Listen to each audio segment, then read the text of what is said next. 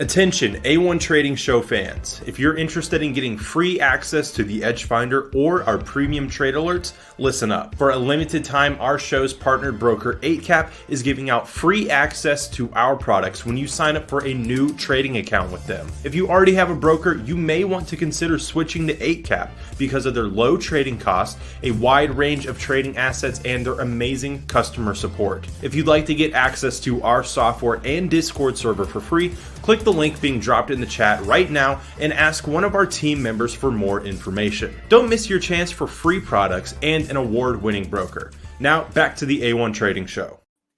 All right. Hello, everybody. Welcome back to another live stream. Happy Friday. It is Friday after all, which means, of course, last trading day of the week, last work day of the week, and hope everybody's doing well. Hope you're hanging in there. This week has been an interesting one. Markets have been all over the place. Let me play our intro music. Hold on. Let's do a vibey one today. I like this. I like that sound. So we got markets kind of flat here. We've got NASDAQ up 0.05, S&P's up 0.25%. These things have had great weeks this week. SP500 really did a number, completely reversed. I've been talking about how I was a little bit frustrated by this, but I have some opinions on the indices I want to share with you. So I'll be watching indices. The Russell's up 1%. Dow Jones nearing the highs again. We tapped into resistance previously here, rejected it, broke out for a moment there, and then sold off hard. So I don't know. We'll keep an eye on the Dow Jones, which is on all-time high alert. We're pretty close there. Pretty close in the S&P 500, though a little bit further. NASDAQ's still a ways away from its all-time highs. The Nikkei, which I have a small short position on. I know you guys who have been watching, you know this already. I shorted the Nikkei one time, and I was early. I shorted... where did I short? I shorted like right here. I shorted this retest. Market went in my favor, but didn't quite take out the lows, which would have been what I was looking for to really trail stops. I did trim stops, and there is a difference for me. Let me show you the difference between a trim and a trail for me. So let's say I'm short. This is what I did. So let's say my initial risk was here. When this market started showing signs of breakdown to the downside, I trimmed my stop, meaning I took my stop loss and I put it there, or somewhere close to there. I can't remember exactly what I did or where I put it, but basically I trimmed my stop loss, which ended up being the right thing to do because then the market completely did not take out those lows and started trending back up. So I did take a stop loss on this, but it ended up being a small stop compared to, what could have been. I could have taken a bigger loss. That being said, market continued to push higher, and yesterday I chose to pick up another short, and I was definitely a bit early, which is, if you're going to be on the short side of indices, you can't really be that early. Because the thing about shorting indices, if you are somebody who likes to short indices or you hate to short indices, you're probably the latter because it's harder to do that. But it's the payout sometimes matches the reward. If you're someone who likes to short indices, then you probably know very well that your timing has to be impeccable. That's why I gravitate away from shorting indices. It's because indices typically do this, right? And then they have these moments, and then they have this, and they have these moments. So if you're somebody who likes to trade indices, this is something you've got to acknowledge. You've got to acknowledge that the market rips higher, it moves higher slowly. And when it falls very quickly and very suddenly. So if you have a bearish bias on an index and you are right, the risk to reward could be lovely. So you might say, well, Nick, it's moving lower here. What are you going to do about it?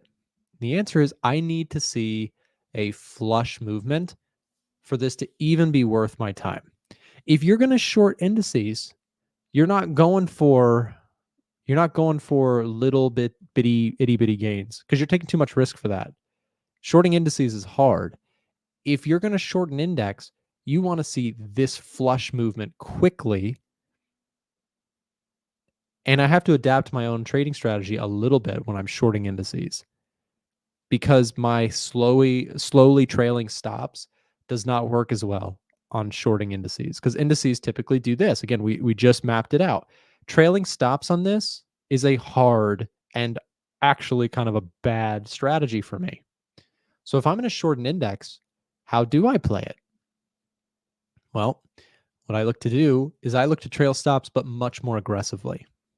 So in fact, I won't wait always for the complete market to take out the lows. So when I shorted the other day and the market took out these lows, I already started trimming stops. Didn't quite get to a point where I could put it into profit, but I'm pretty quickly going to trim stops, I think, today on the Nikkei. And if we see a flush lower here at support, I'm actually going to look to start trailing stops into profit as quick as I possibly and reasonably can using price action. I'm going to keep it to the 4-hour chart. So what I'm looking for is, again, we're taking out this level here. If we can see a nice flush through this zone, then wonderful. That would be a good trigger for me to go ahead, get something locked in on this trade quickly. Because again, what am I trading the index short for? I'm looking for a fast move down, or I need to absolutely get out of the way.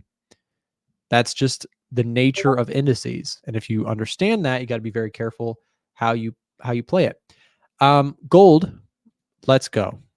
Let's go. We finally got the move on gold. Little P&L check. Do we hit 2K? We're close to 2K on this trade, which is awesome. And man, I can't, this one we waited on for so long. This one was like watching paint dry for a long time. But that's the thing about markets, is like when you have consolidation, a lot of people, myself included, start to get really bored, right? We're like, nothing's happening, nothing's moving. And then one day you just wake up and markets are flying higher. Why? Why is gold up so much? Does anybody know? I'll list off a couple things on why gold is up today. ECB cut rates. All right. ECB rate cuts. That's the European Central Bank. They cut rates. What else? CPI and PPI this week. What were those like? They were cool, right? Cooling inflation. Central banks cutting rates. Why else is gold up?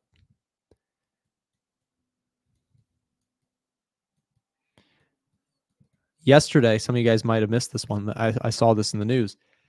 There was some sort of thing that leaked. I don't know, I don't know if it was a leak or whatever, but there was some statement or something said that basically 50 basis points is arguably still potentially on the table next week. What are you saying about BP? What are you, if you're new to this stuff, BP stands for basis points. It is a fancy way of saying 0.5%. 50 basis points is 0.5%. So they're talking about potentially cutting 50 basis points next week, which does a lot for gold. Gold excels in more rate cuts. You're seeing right now, why is gold up? Rate cut city, right?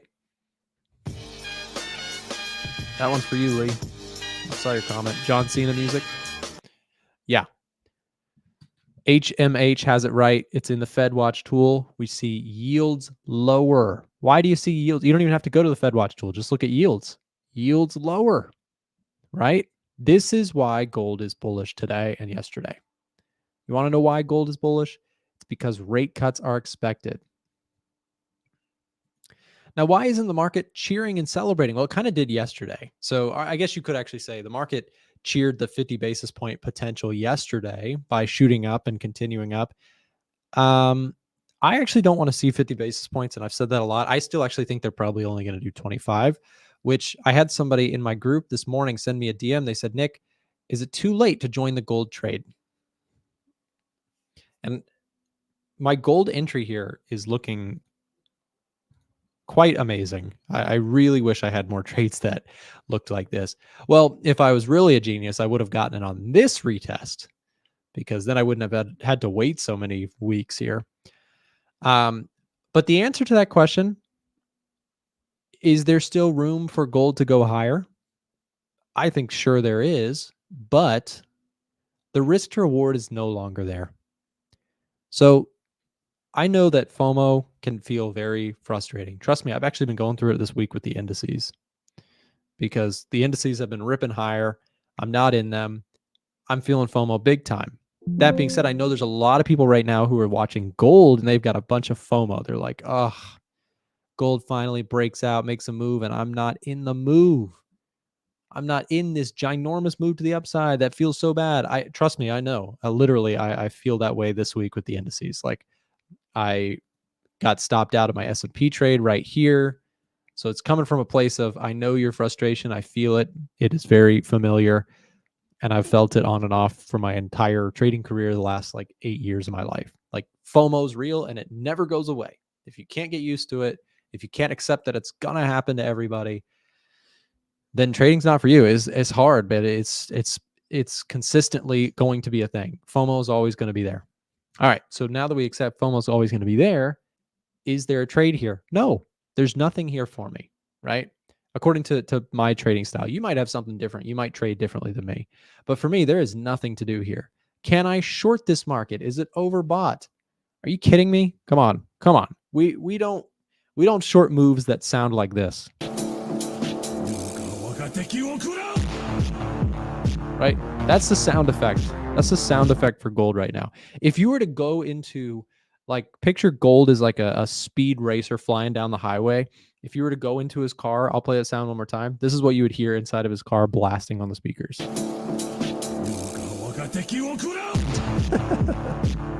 It's so cheesy.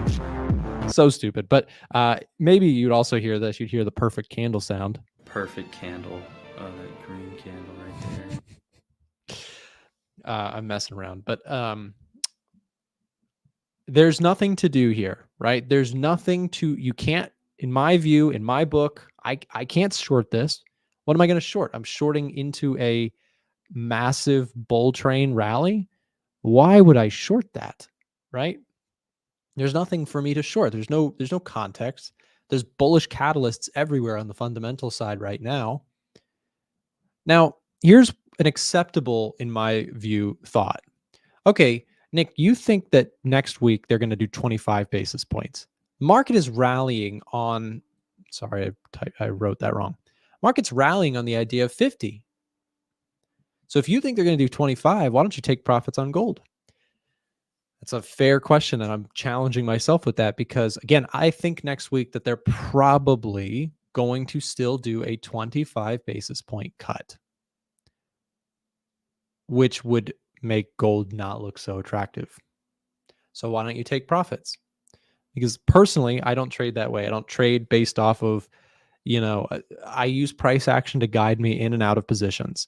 So even though fundamentally I am neutral on gold here, price action's telling me a different story. Price action wants to run right now.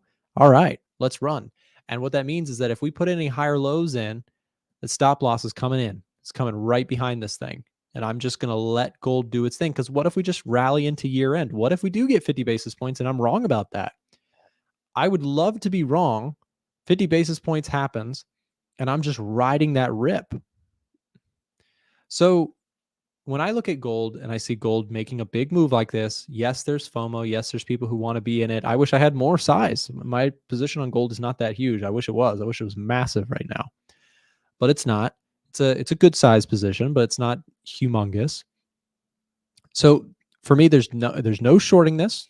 Absolutely no reason to short this, in my opinion, in my strategy. All I can do from here is, because I'm already in the move, trail a stop, find good structure points to trail a stop on, and other acceptable thoughts, I would say, for people who maybe trade a different way is maybe you are somebody who take partial profits on it if you're in it. Maybe you're somebody who trails a stop tighter than me. Maybe you just take profits. Whatever you want to do, that's completely up to you if you're in this move. If you're not in this move, there's just nothing. You just wait on the sidelines, in my opinion. This is all my opinion, not financial advice ever on my channel. But that is where I'm at with it. When you see gold ripping through the highs, it can continue to rip through the highs. I put out a post yesterday on my Twitter talking about how gold this year, guys, has closed 28 new all-time record highs. And today looks like it's going to be a 29th, unless we get a big reversal. 29th day closing at an all-time record high on gold. So something that's trending up can continue to trend up for a very long time. A lot of traders will just fight trends and not know why they're losing a bunch of money. Trends can persist for a long time. Us momentum traders, we love environments like this. These are environments where I make money. These environments, this is where I lose money. I lose money over here. I lose money over here. I make money in the small minority of times when you get these big, ginormous trends. This is where I make a lot of money. This is where I make a lot of money. This is where I make a lot of money. But these periods, those are times when I lose money. In fact, in my trading style, I typically lose money more of the time than I make money.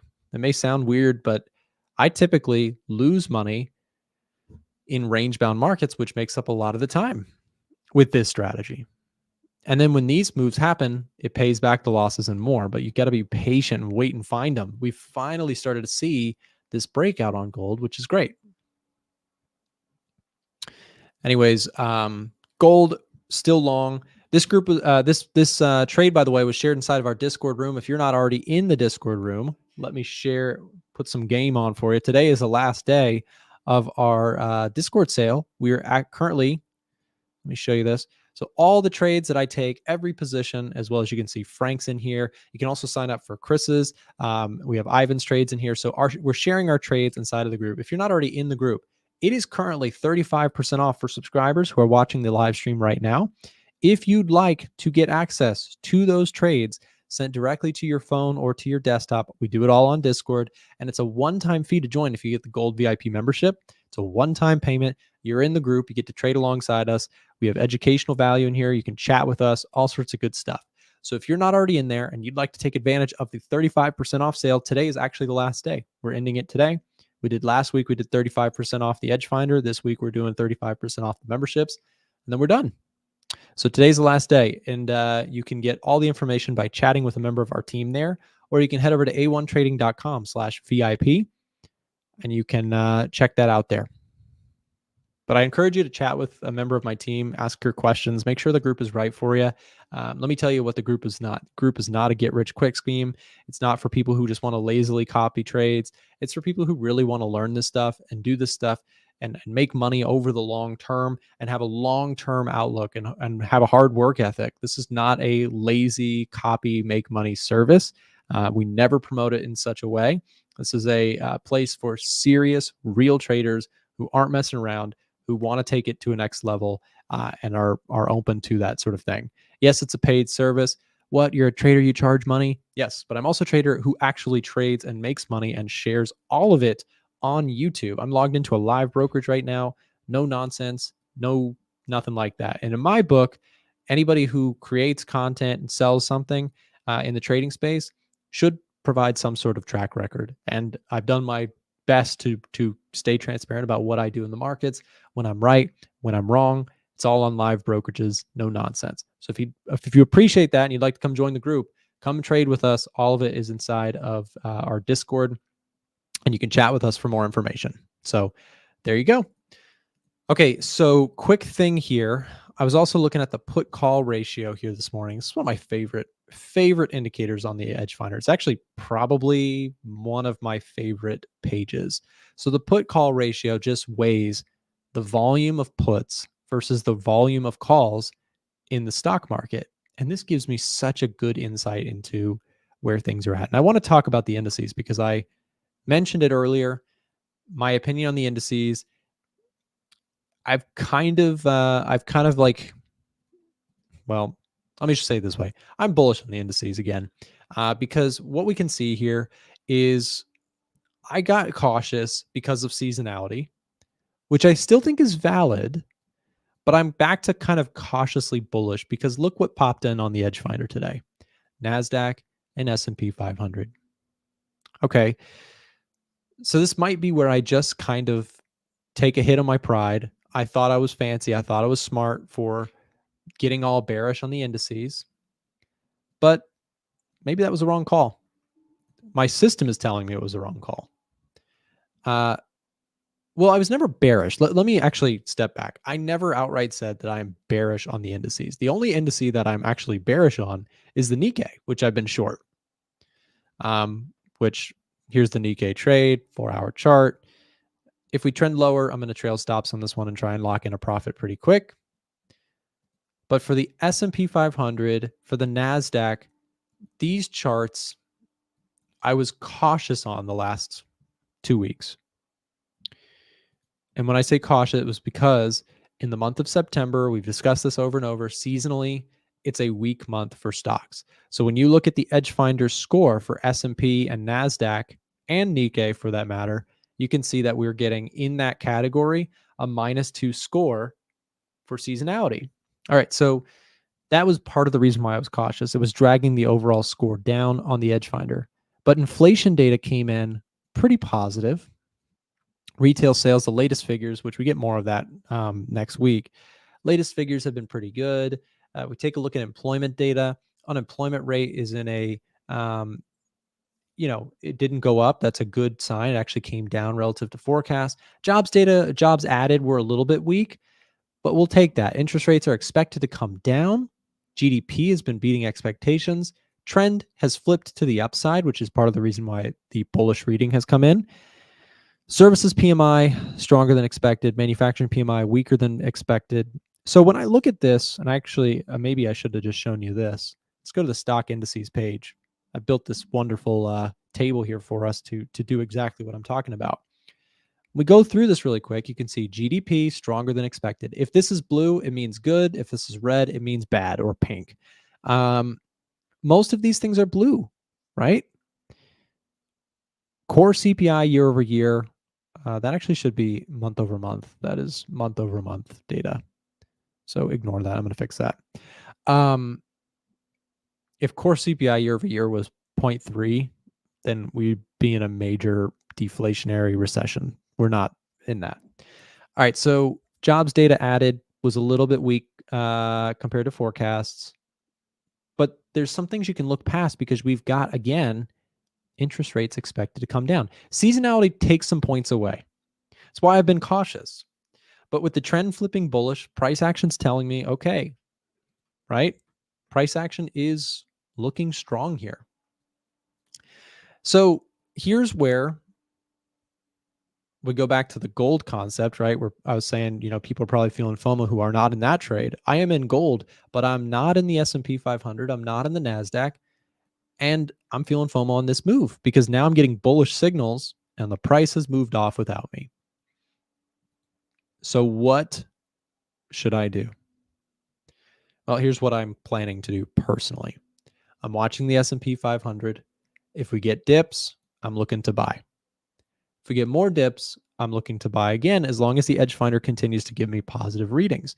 NASDAQ's well off its highs. It's coming into this trend line here. I'm very curious to see how price reacts to this area. Are we going to get rejection? Or are we going to get a breakout of this trend line, in which case, any pullback, I am a buyer.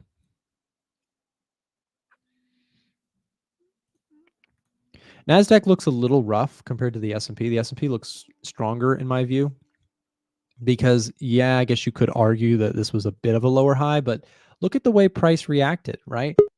Price dipped and buyers stepped in aggressively.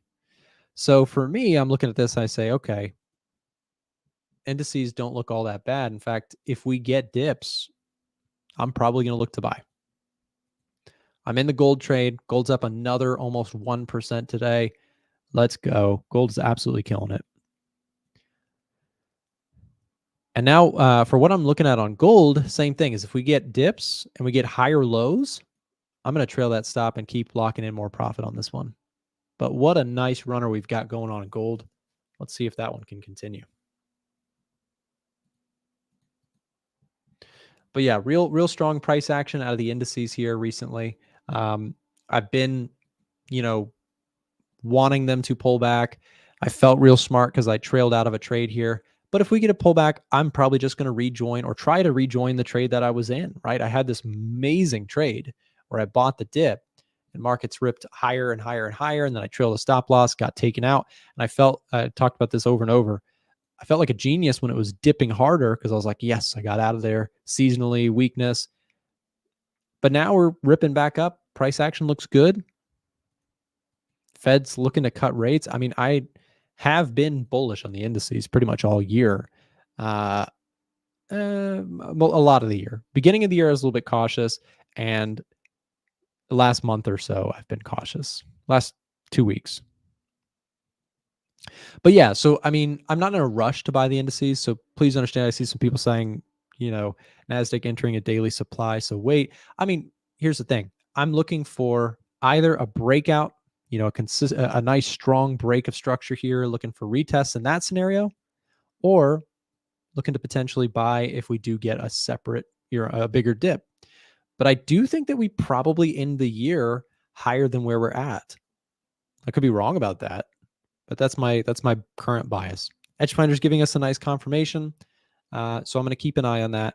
Does not mean it has to go up today. Doesn't mean it has to go up tomorrow. Edgefinder's not a fortune-telling magical crystal ball. It's just, it weighs all the economic data, tells you kind of just generally speaking which way it's running. If you want access to this dashboard, the Edgefinder is our primary market software tool. My company, A1 Trading, which is the one that creates these streams and stuff, we are currently offering the Edgefinder. We have a 30-day access trial. It is not a free trial, but it is a 30-day access where your trial purchase goes credited towards your final purchase of the Edgefinder. If you'd like some information about that, you can apply for the Edgefinder trial by clicking the link being dropped in the chat, and we'll give you some information about that. Again, it's not a free trial. We don't offer free trials. We offer paid trials because each trial we administer, one-on-one. We answer questions along the way. We make sure the software is making sense to you. And we work one-on-one. So it is a service provided by my staff. So if that's something you're interested in, click the link here. You can try out the Edgefinder for 30 days. All right, guys, we got Kenzo coming in here in just a moment. He's going to be joining us for Fundamental Fridays, talk a little charts, talk a little fundamentals. So stick around. We'll be right back with Kenzo just after this. If you're someone in the United States looking for a Forex broker, it's been hard to find recently. There's been a lot of changes in the industry, so I wanted to take a moment to tell you guys about Oanda. Oanda is a US regulated brokerage that allows US traders to trade currency pairs like the euro dollar, the pound dollar, the dollar yen, Kiwi yen, all sorts of different currency pairs. So if you're interested in checking out Oanda, we're going to be dropping a link in the chat right now as we speak. They, again, are a huge brokerage in the United States that allows you to trade without the worry of whether or not your account is going to get shut down tomorrow from an offshore, unregulated, sketchy brokerage. They have been around for a long time, and I've used them myself for a number of years. So if you're looking to trade FX and you're in the US, this is the brokerage to check out in my personal opinion. So take a look at it. We'll drop the link in the chat, like I mentioned, should also be in the description of this live stream. Do your due diligence and see if it's right for you. Now back to the show. All right, we're back with Kenzo. Hey, Kenzo, how are you? I'm doing great. Thanks, and you, man? I'm doing well. It's good to have you back on the show. Each Friday, Kenzo joins us on the show to talk a little fundamentals, to talk charts, talk stock market, talk gold, dollar. We do a little bit of everything. Kenzo, we've got 1 week to go, actually less than a week, before we get the expected cuts from the Federal Reserve, the interest rate cuts, which reduces borrowing costs. And the idea is that it helps to stimulate the economy, which has been showing some signs of slowing. NASDAQ and S&P 500 are on a nice little win streak here. This is going to be the potential 5th day higher if we do see a green close. What are your thoughts this week? We had inflation data, which showed some cooling. I'm curious, are you bullish on the indices? Are you cautious? What are your thoughts? Actually, we had some very great events, I can say, or economic news. So they show us that the economy it's slowing down, but not as aggressive as we thought, because we saw even core CPI went a little bit higher to show that people are still spending here and there. So I think just because we're going on the interest rates week or FOMC week, I think we are going to see maybe 25 basis point cut. That's why we no longer see the market running like before. But I think it's a very good thing because that actually takes out the panic, the thing that we thought maybe is going to be a panic mode from the Fed. So I think 25 basis points is way much better than 50 because 50 sounds good, but then maybe the market was not going to like that because that will show the weakness of the US. So I think, yeah, at the end of the day, I think it's a good move from the events, and I think 25 basis points, I think that will be a way to go. So I'm actually bullish, but I don't see the market flying like before. I think the market will end up going quite slower. Already the market did move very nice. Okay, fair enough. Yeah, no, it's made a big push overall here in the last few days, and as we count down the days to the Fed meeting, we'll have to see how it all shapes up.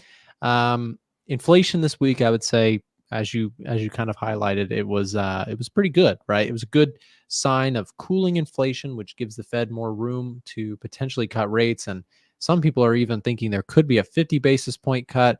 FedWatch tool has increased the chances of that. We see gold rising dramatically here recently, probably in reaction to that. What are your thoughts on gold? Do you have any trade ideas on gold? Are you watching gold? Are you in any trades? Yes, I was watching gold before CPI. Mhm. Unfortunately, I missed this nice move, but so I'm just waiting for a better reversal because, but the overall structure, it was actually a nice bullish move. So I missed the market the time it was breaking out here after CPI. But I think I don't know if it was CPI. I think it was CPI or PPI. I no longer remember. So at the moment, I'm not gonna try to chase the market. I think I rather wait for any sort of a reversal because next week I think once they cut the rates, we will see a continuation of that move. Okay. Yeah. No, I think that's the thing I'm wondering about with gold is if we see next week a 25 basis point cut, which I think we both kind of think that that's the likely scenario. Although the market is uh, now changing its mind a little bit, thinking that potentially a 50 basis point cut could come into the picture. That of course shooting gold up. I think that even if you get a 25 basis point, it could cause a bit of downside for gold in the short run. But I still think that regardless of whether it's 50 or 25, there's still a very clear path towards more rate cuts coming down the pipeline. And I think that that increased, even if it's 25 this time, and maybe it's 25 or 50 down the line at some point too. I think that the story for gold here, regardless of 25 or 50, is still bullish. Even if you see the 25 basis point, the short-term reaction in gold to be to the downside. So I kind of agree. And I think that, retests of this area that we've broken out until further notice, they look pretty bullish to me. So we'll see if that holds. Where do you think gold could end this year? I mean, could it keep going much higher than where it's at? Yeah, I start to believe, man. I think before June, there was this analyst on, I think it was Yahoo or CNBC. He said gold maybe this year it might reach 3,000. I think that it's slowly happening, but I think at the moment I don't really believe that the 3,000 we can reach 3,000. But I think we will be very close. You see, it seems to be way too bullish because on the rate cards, I think it's also a good thing to say 25 basis points because that gives a room for extra rate cards, and that seems to be a good thing. So if we have maybe let's say a statement from Powell saying that we're gonna cut maybe 3 times going to 2025, we're still gonna cut as the inflation still going down, I think that will be very, very good. We see that will Sure. be way too good. Plus, another thing is tensions between Russia and Ukraine. It seems to be boiling up again, and it seems like also gold will be reacting to that. And I think that won't be a very good thing, but gold will be trying to push even higher. Yeah, that of course makes a lot of sense. Whenever you get global concerns, you're going to get spikes in both oil and gold. Speaking of oil, oil's been on a big downtrend here recently. Do you have any thoughts on oil? Do you think it has room to go higher on that news, or do you still sort of think the downtrend can continue? I don't think it will continue. On my side, I thought maybe we will reach maybe 63 because that was the area that I thought maybe if we check on a daily time frame, we had that zone before for previous moves. Here, I think maybe this platform is quite slower. Around this area, we had a very nice support area. So I was thinking that maybe the market will be touching that, but I think already the market did not really reach there. But I think it's a very good area where we can say we did find that support. Hmm. And I think last week, OPEC countries did meet. So they were actually talking about cutting production of oil. So that obviously it will lead to price increase. It might not really happen now, but going further, we will see a bounce back on oil, obviously. So, but maybe not now. But the overall structure, yes, I agree. We are on a downtrend structure. So that maybe might continue for a while, but at the end of the day, once they cut those production, I think we will see the market on oil going higher again. Yeah, and that's the other question is if they start to cut rates and it does act to kind of stimulate the economy, perhaps that could reaccelerate demand for oil again. Remember that with oil, there's the supply side and then there's the demand side. Supply side would also be kind of categorized into it the like war and uncertainties about what's going on in the world because that could spike the demand, but also really hurt the supply. Like if there's sanctions and embargoes and all those sorts of things, that can reduce the supply of oil, which in turn causes prices to go up. So we'll have to keep an eye on that situation, and of course, keep an eye on the price of oil, because the other thing too is that remember that a big jump in oil prices could also act to undo some of the inflation progress. If oil prices were to go on some sort of big uptrend, which maybe this is something we'll talk more about like next year when the Fed has started to cut rates. If you get a reacceleration in the economy, inflation could start to reaccelerate as well due to higher oil prices, due to activity. So I feel like once we get past the process of the economy perhaps bottoming out off of rate cuts, and we start to see reacceleration, we may start to debate and discuss whether or not inflation will come back or not. So lots of stuff to continue to watch for as we go into the end of the year. But again, should be a really big week next week with the Fed's first rate cut. What else are you looking at? Are you looking at any currency pairs or the dollar or anything? Yes, before on that or on Mhm. oil, when I say cut, I wasn't talking about interest rates. I was talking about OPEC countries. These countries Yes. which produces oil, they were actually talking about cutting the production. So yeah, on the other things, I was actually not on the currency pairs because we had some crazy economic news. So I was slowly on the stocks. Nice move on Nvidia on the stocks. So I was trying to get into stocks because I think sometimes some moves they are quite predictable. So maybe on the currency pairs, I think I was on GBP, which is trying to bounce back. So actually, I've been bullish, but it's been playing around because of CPI and the other economic news. Mhm. But at the moment, I think it's not really easy just to jump on one thing because every pair that we trade at the moment, just because there is high impact news, they tend to move like aggressively. There's crazy reversals here and there, and it's easy to lose if you just want to trade. You see. Sure. Yeah, no, and the dollar's been kind of an interesting one to watch with expected rate cuts. Dollar's been overall trending lower, but now we're starting to see other places cut rates like the ECB, et cetera. So we'll have to watch those pairs closely. Kenzo, if you don't mind, if you want to just take over the show for a little bit here, I've actually got to hop off for a podcast, but I will go ahead and, if you're okay with it, just take over the show for 10, 15 minutes, and then we can call it good there, and we'll have our next guest take over after you. Is that okay?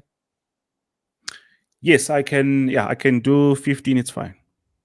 Okay, guys, stick around with Kenzo. And before I check out, I'm going to go do that podcast episode for the day. Before I leave, let me just mention that if you have not already subscribed to Kenzo, his YouTube channel has great free value on it each and every day.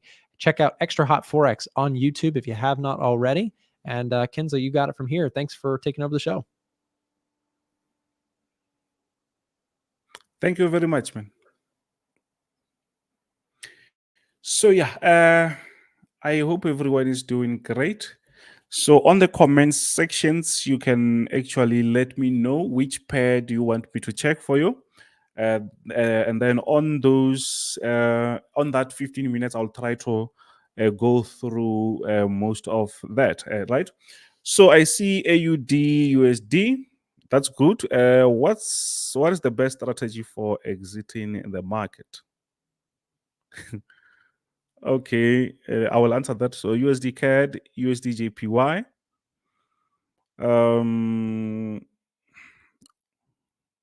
So yeah, let me just go on the XY before I go on the other pairs, right? So the question is, what is the best strategy for exiting the market? I don't know if maybe there is a strategy to exit. I know what I know is, as long as you can know where to enter, most likely will know when to get out. I think that strategy, it will be the same thing, you see. On my side, I use trend following, so which means I follow the trend. I don't really go against the trend. And on top of that, I can know where I can just jump in and look for a buy. So most likely, I end up scaling up my trades.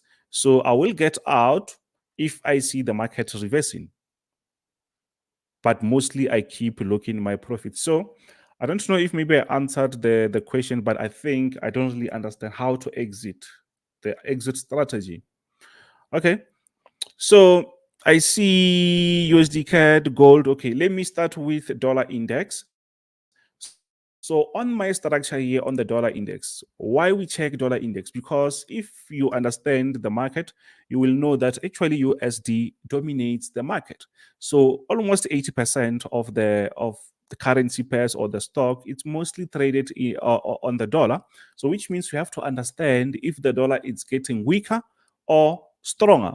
It's gaining some strength or not, you see. At the moment, we can see that no, the bearish momentum is taking over the dollar. So which means USD is actually losing the momentum. And this is good for the rate cuts. So we are still on the nice track. And since we no longer have any economic news this week, it means next week is going to be easier for them just to cut the rates and stuff like that. So at the moment, we already know that the dollar is still losing the momentum. So it means on the other pairs, most likely you'll get some similar structures, you see. So I will start with AUD USD. So on USD, what's really happening on USD?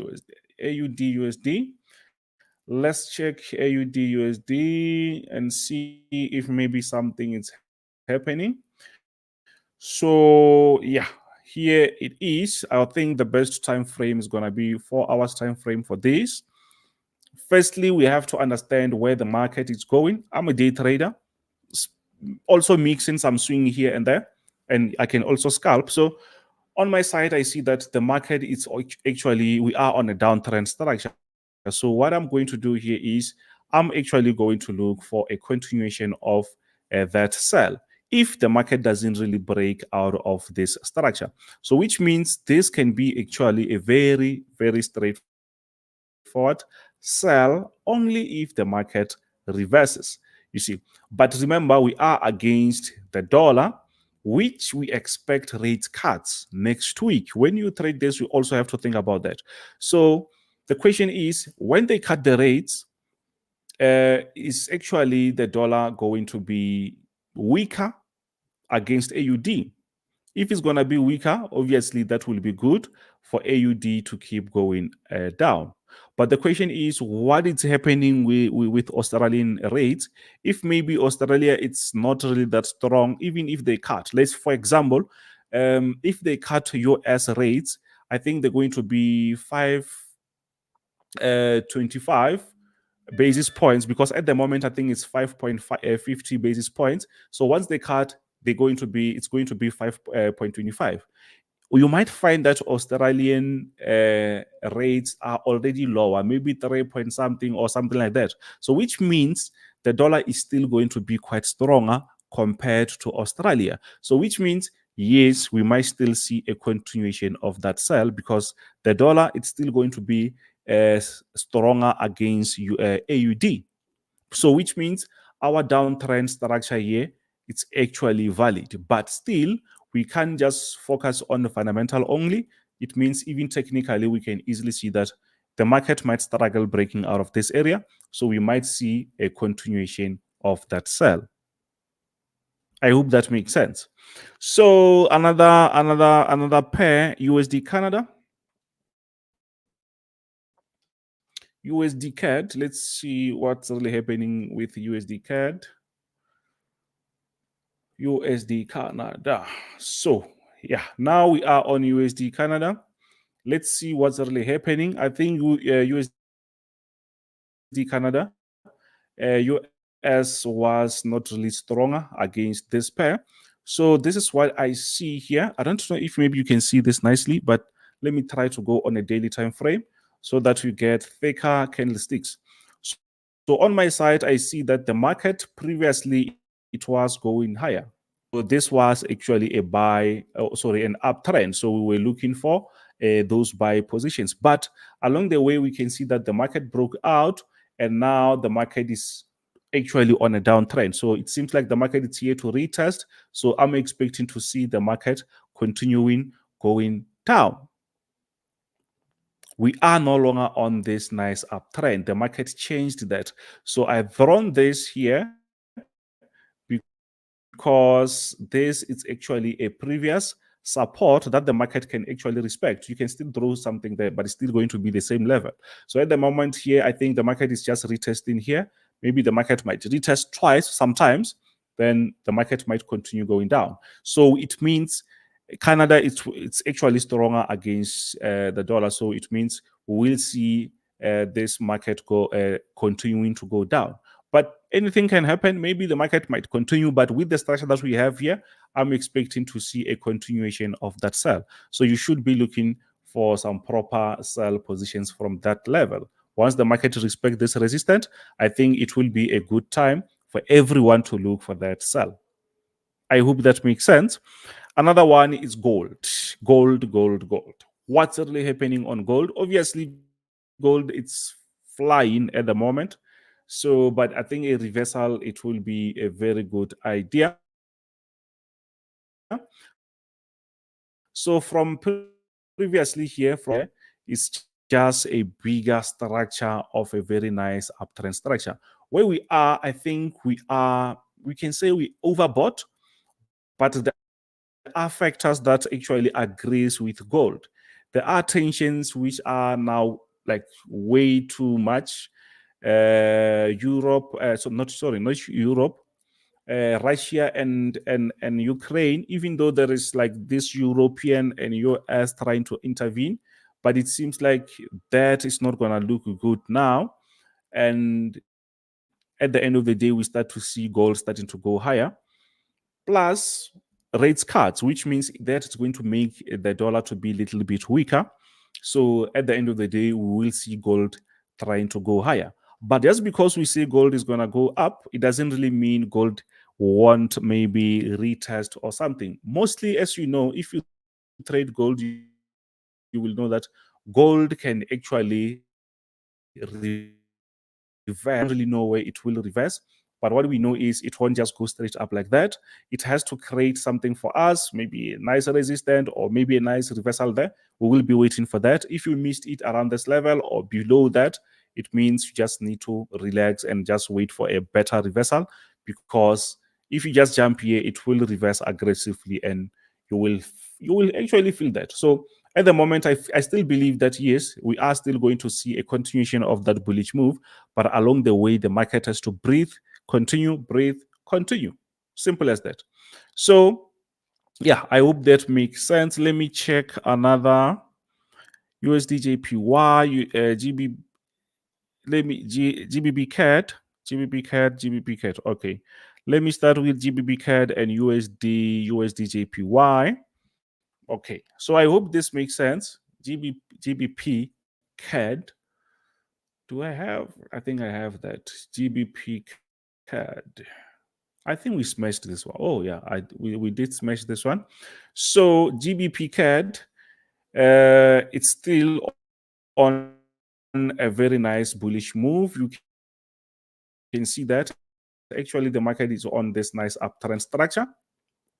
Let's put that. I think this platform is quite slow at this StreamYard. It's quite not really nice. So GBP CAD, you can easily see that it's very obvious. This is actually a very nice straightforward uptrend. So the market is actually continuing to go higher. But where we are, the market was creating this horizontal support. You can see here the market went up. Obviously here I wasn't going to miss that. But where we reached, I think we can say we have a horizontal resistance there. So which means the market can respect that, reverse to this point maybe before going up, or maybe the market will decide to break out of that. So at the moment, I can't advise anyone maybe to buy, even though we are on this nice uptrend. So I think a reversal, we actually need a proper reversal because we reached this nice resistance. So at the moment, it will be just waiting for the market. If maybe the market breaks out of this resistance, that will be good for us to do what? To look for that buy. Or maybe the market will be going down up to this point, or maybe breaking out to this stronger support area and continue with the previous trend, which is still that uptrend. USD CAD. Oh, okay, I did that. USD JPY. Let me check USD JPY. Yo, this time it's flying, guys. This time it's flying. I thought 15 minutes was very long. Okay, let's see. I think daily time frame, it will be quite visible. So on USD CAD, I'm actually bearish. So we are on a bearish structure. But what we have here, I just also drawn this on a bigger time frame like daily. The overall structure is at the moment it's actually a downtrend structure because we had also a nice uptrend like that. So which means we started to sell from this level going down. But now on a daily time frame, we also have this support area, which makes sense, by the way. So which means I said, you know what, it's fine for me to buy, to keep selling. I'll have to wait for the market to actually break this level. The market did a nice touch there. It came here. It seems to be breaking. If the market breaks out, it means that the market will be continuing to go even lower. I think I had, if I'm not mistaken, yesterday, they were talking about rates, increasing the rates, JPY or Bank of Japan, to increase the rates in the Japanese yen. Obviously, if they increase that, it will make Japan to be, or yen, stronger. And as we know, US is still trying to cut the rate. So it means, I think this pair, we will see a continuation of that downtrend going further. Do you see that? So I see something. Sensex, please. Which one is that? Which one is that? Please check NASDAQ. Okay, let me check NASDAQ. Sensex, is it a stock or something? NASDAQ. On NASDAQ, guys, we have this nice structure. I'm expecting it to. Let's go there. Let's go there first.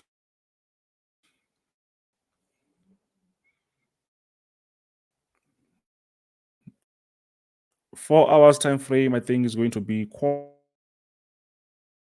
something like this. We have something like this. So we were on this aggressive sell, but not really long trend there.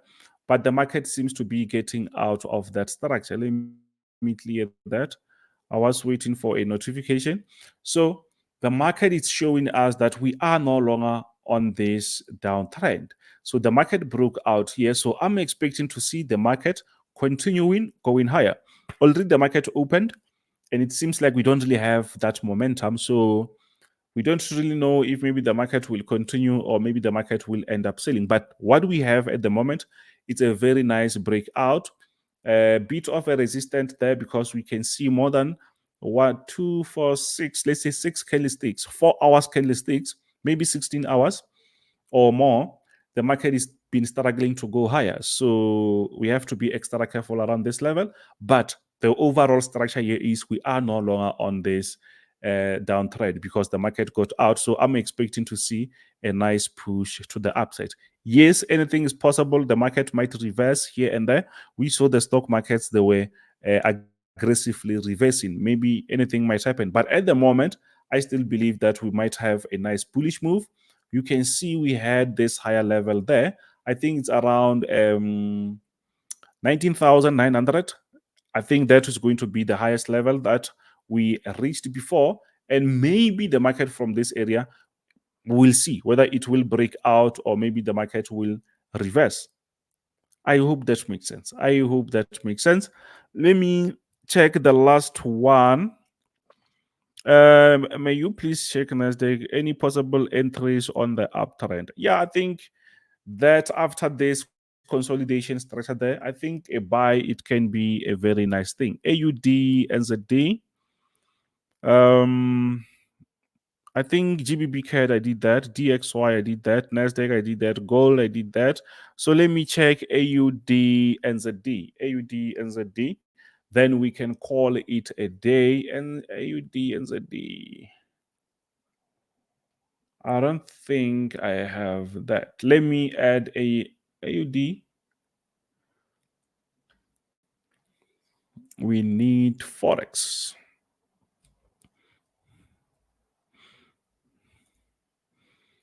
Okay, I did not really have that.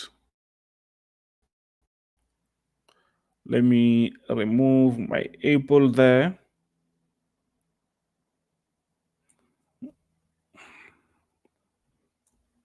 AUD, NZD. Let's see. Let's see what's really happening.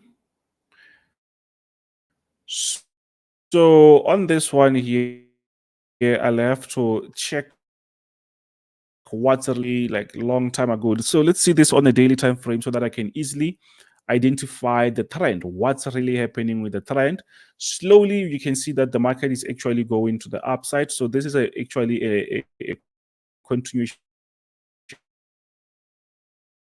of this nice uptrend structure. So it seems like the market did touch this support area. That is something that happened.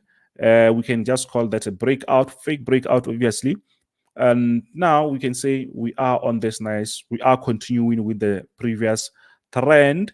So now let's zoom a little bit closer so that we can see what's really happening. Already we saw the trend, where the trend is going. So let's see.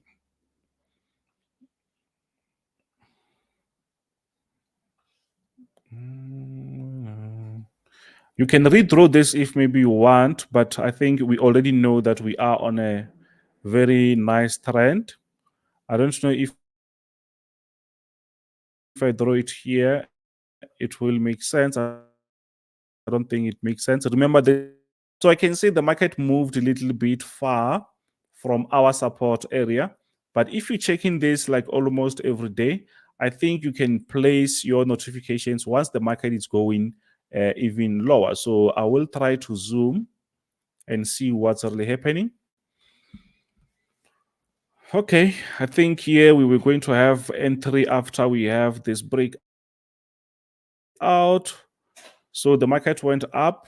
I think this area is also giving us resistant vibes. You see that the market has been struggling to break this level. So I think above this area, it can also be a good entry for whoever is trading this pair, because the market, I think, yeah, we can still have a very nice buy, or maybe just wait for the market to create something. If maybe you're waiting for some other confirmations, then once the market breaks out of that, you can actually look for a buy, or maybe the market will continue going down. I don't think that will happen. I think the market will end up creating something like this going further. So I think for today, that is enough, guys. I will see you next week. So yeah, I think for now it's enough. Thank you very much. If you're someone watching the show Even right though now I and wasn't you're able outside to- of the US looking for a better brokerage, listen up. I wanted to take a moment to mention today's live stream supporter, Vantage. Vantage allows traders outside of the United States to trade CFDs. You can trade everything from commodities like gold, you can trade US indices or global indices, and you can even trade FX all under one brokerage, and you can connect to MetaTrader 4 and trade directly on tradingview.com. Not to mention, they also have a really good sign-up bonus going on right now. So we'll drop the link to that down below in the chat, as well as in the description of this live stream. Check out Vantage. Now back to the show. What's happening, everybody? Happy Friday. Welcome back to a little segment here for A1 Trading. Just keep an eye on things. Really interesting. Check this out. Currency strength chart does not look like we should have a melt up today in the markets. This is pure risk off trading when you've got the Japanese yen on top and Swiss on top, everything else down below the baseline. We've got some risk off flows in the currency market. And here we are looking at the S&P's up 0.45%, the NASDAQ's up 0.3%, the Dow's up 0.58%, Russell's up 1 point what? Are you kidding me, man? The Russell's up 1.95%. Good Lord. Talk about a little outperformance and small caps getting some love. Anyway, I just think that's a crazy difference to see that this is not representing risk on flows, and yet the market's like, yeah, whatever, dude. We're just gonna keep ripping to the upside. So I do want to see, the Japanese yen futures market. This is 6J right here, up to new highs. Boy, I'm glad I didn't call a bear call spread there, because this Japanese yen is a piece of work. The Nikkei, barely budging, but turning slightly south today. I mentioned this in a video yesterday. I published a video on Twitter and on YouTube. I thought that it's possible that we'd have something like this in the Japanese yen. Well, that looks like it's a little bit foiled. So I don't know. I mean, Japanese yen continues to do its thing. The Nikkei may be a little bit easier. Maybe it's something like this. We have a high, low, lower high, lower low. And then in this area with a potential higher low, I'll probably get some Nikkei exposure. I don't mind like looking at Nikkei. I mean, 12 months out after a big drop of 27%, probability is we're going to be higher. So anyway, I think it's pretty interesting that currencies do all sorts of wild stuff. And go to the dollar index. Dollar index is back down to these lows again. Still not necessarily breaking, but you come into FOMC next week. It's not a surprise, right? Think about this. What's next week on Wednesday? FOMC. What's FOMC going to influence? Everything, the entire market. So yes, it's going to have a big impact on the dollar. If this is, dollar noise, and then next week the Fed breaks it loose, or the Fed breaks it loose, we're looking to see if the market will actually give us some direction on the dollar. Okay, so that is something I'm absolutely watching next week for some currency trades. If the dollar breaks, retest goes, there's open space, and we can see a weaker dollar as the market's possibly still going to price in additional rate cuts, because this is where it all kind of started. And we'll see if the Fed is, going to be somewhat dovish and more dovish, and maybe the market's like, yeah, man, these guys are seriously cutting rates, and once they start, they can't stop. So if the dollar gets weaker, then there's some good flows potential in the FX market. But certainly watch this area right in here and right in here. Does it mean I want to trade the dollar right now and have this exposure prior to the Fed? No, not at all. I'm going to wait and see how this plays out, because to me, this is noise.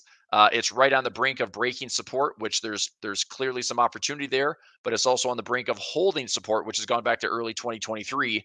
And this could be a rip back in the midpoint or an indecisive range that gives traders a chance to, maybe get long the dollar and see. And again, risk off flows, dollar gets stronger on risk off flows, risk on flows, dollar gets weaker, and we see the stock market continue its melt up.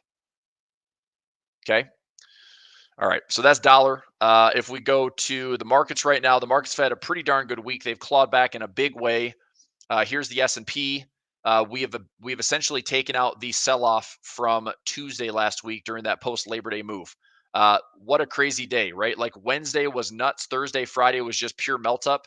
And we are sitting here, right at these. I mean, we're so freaking close to these all-time highs that I mean, you got to give the market credit. The market just wants to go up.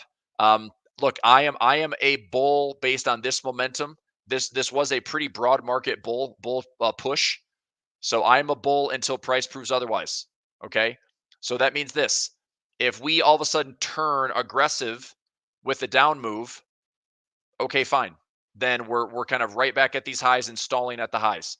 But if this thing just rips to the upside and then pauses and rips to the upside, I hate to say it, but nothing wants to stop this market yet.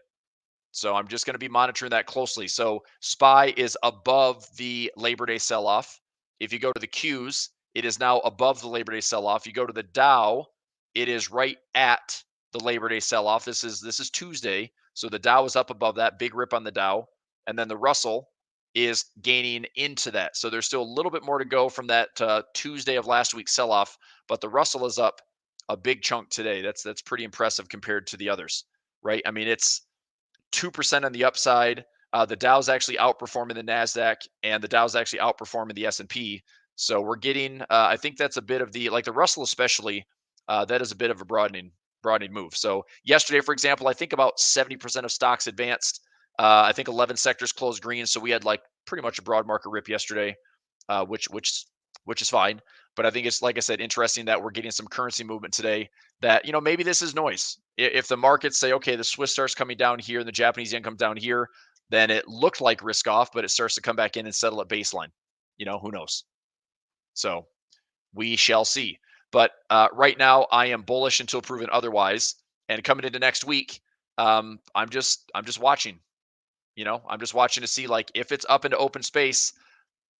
Okay, it's breaking all-time highs again, and that's going to get everyone excited. Okay, but we still have more employment news over the next month. I mean, we have a rate decision next week. The Fed is likely cutting rates. That's essentially so let's go to, what am I saying here? CME watch tool. Okay, probability is, oh my gosh, you freaking CME watch tool. I think Frank said this morning. Let me see. Did you put this in the chat this morning? I think you did. This is complete nonsense. Oh my gosh, this tool is like, I don't know. This tool is so sensitive. It was 87% yesterday. 87% that the Fed's gets to 25 basis points. Look at what the market's thinking now. It's 50-50. Right? So stupid. So clearly sensitive. There's a reason this thing jockeys around right before FOMC. And so, look, we might go into FOMC next week with a complete 50-50. Nobody knows what the Fed's going to do. So all that means is I would expect some fireworks around whatever the Fed does next week. And I know we're going to be live here for A1 Trading streaming. It's going to be an important day to watch and see what price gives us, because it may not be the day of FOMC, but it's the aftermath. Right? Like, what does the Fed do? What does the Fed create? What kind of price action is after? What kind of week do we have to finish on Thursday, Friday? Right? So it's wild though. I mean, I was like, yeah, it's 80+%. Like, it's pretty much a baked in 25 basis points. Not anymore. This is now a complete toss up. Crazy. All right. Let me check on something really quickly here. Just watching a position on my end. I've got a 315 trying to get down to, all right, I'll watch that. See if price can just come back to my center price around 5,600. Let's go to some other charts here. So U.S. indexes, I'm looking at the futures market. Futures are leaning slightly higher. We just turned down on the MNQ. This is a Heikin-Ashi candle, so I'm just going to be watching this to see, could I take a sell trade stop above and see if this wants to go down. Let me see here. I might see if I get a nice strong close below this, I might take an MNQ sell trade and see if this wants to come a little bit back down to where we started. We also had a lot of noise during the U of M sentiment report, which I also thought was interesting. Okay, sentiment report. Did anybody see this in the U of M? There was a lot of noise right around the 10 o'clock candle. The one print that I thought the market was like, hey, wait a minute. The U of M basically committee, they also projected inflation expectations, and this printed 2.7. And everybody remembers Wednesday this week where the CPI came out 2.5. So a bit different. I mean, I'm not saying one's better than the other, but let's see the trend from 2.7. Okay. So we had 2.9 and we actually printed 2.9, right? Our last CPI print year over year was 2.9. This week we printed 2.5, and here we are, U of M inflation expectations 2.7. So it's, and again, would I trust University of Michigan? I don't want to get in this debate of like, no, I trust Ohio State. I'm not saying that. I'm just saying that this U of M stuff has been around for a long time, and they might have a little bit better calculation method than what the CPI is when they're like, no, we do core CPI and we watch PCE. And anyway, but maybe the market's just thinking, okay, inflation might be a little bit stickier. We'll see. But it's all about the Fed next week, and this is a crazy shift from literally yesterday to today. This was up to 81 to 83 to 85% this week. 87% I saw it last night. Now it's at 53. So go figure. Back into the SPY here, SPX. I'm looking for this thing to come back in towards 5,600. That should be my center price. My trade now should be looking better and better. Should be hitting some profit here in just a moment. This is good. When this gets filled. Okay, overall, let me put this in. Daily profit play update. That was perfect. Okay. SPX 913 expiration, 3.75 credit, 3.15 debit, filled, 15%, take profit, hit.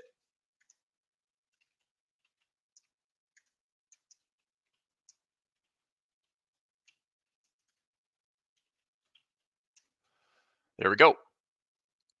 Okay, so I just updated my Telegram there. Out of the trade with my, wait, what the hell just filled? Oh, there it is. Right? No? Something just filled. What just happened? That's working. Oops, hang on. I guess I'm not out of the trade yet. Come on, you son of a gun. What just filled? Not filled. Gosh darn it. I need to find out like something just executed. All symbols. Oh, it was that. Okay, it was that trade. Yeah, it's out. All right. I was like, why am I scrambling? So my trade this morning was a 375 credit, just closed out from a profit target 315. Thank you very much, Miss Lippy. Off we go. All right. So that's what filled. Good stuff. Also lower the cost base on Pfizer. That's going to save me an extra $440. And, having a nice little P&L day, which is totally fine. All right, let's get back to the charts. Gary, love it, man. 315. Fantastic. Fantastic. Good stuff. We are out for the $65 there.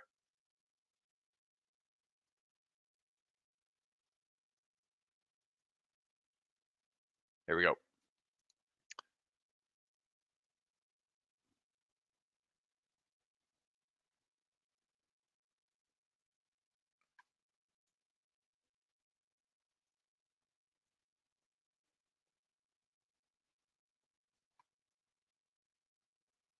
Hang on one second.